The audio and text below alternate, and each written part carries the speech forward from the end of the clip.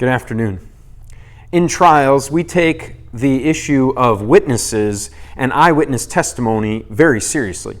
In fact, most of the time, people can't be prosecuted, or the prosecution is going to be very difficult if there isn't an eyewitness.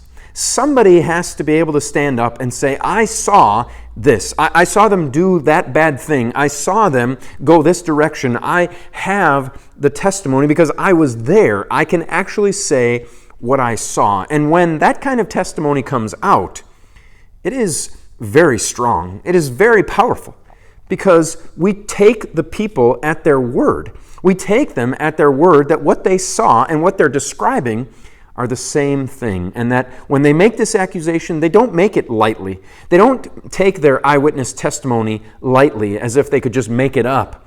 But we take it very seriously in a court of law. We take it very seriously when parents are asking one child what happened, when teachers are saying to their classroom what went on. They want to know that somebody's going to step forward and say, this is what I saw, and there'll be eyewitnesses to what they saw.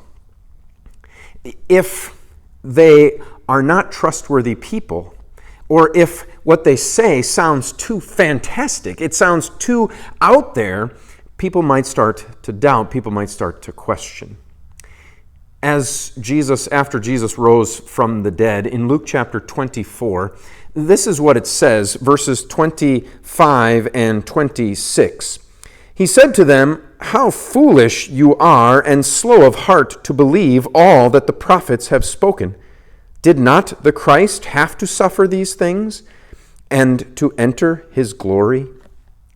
That Jesus is saying to his disciples that they had the word of the prophets. They had people who had given testimony. They had given prophecies of what was going to take place.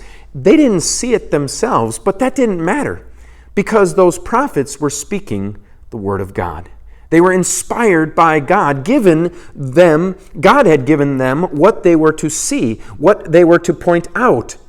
And then these disciples, they were the eyewitnesses. They were the ones that saw exactly what the prophets said took place. Jesus did exactly everything that the prophets said that he would.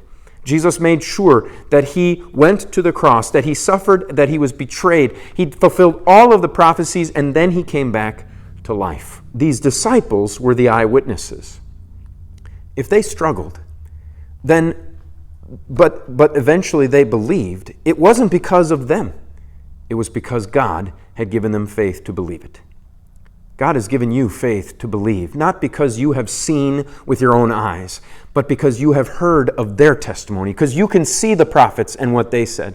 You can read about what Jesus did, and you can see it through the eyewitness testimony of those disciples. You have something even better than eyewitness testimony. You have the direct word of God, fulfilling prophecy and showing just what he has done in love for you.